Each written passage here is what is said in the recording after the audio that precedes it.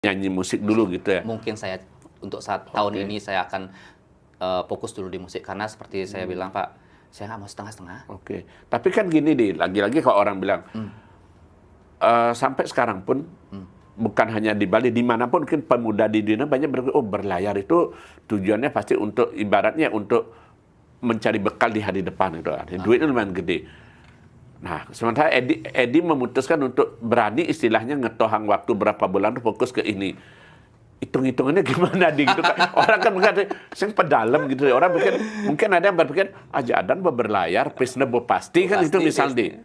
Kalau ini kan ya gimana gitu deh. Kembali lagi di rumah juga ada kebetulan ada usaha. Ya. Ada usaha itu saya jadiin inilah apa namanya mata pencarian yang lain.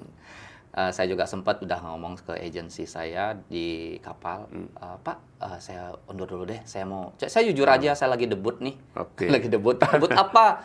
Debut musik Pak, dilihat juga, oh iya, debut memang, jujur aja, saya nggak berani bohong sama agensi kan.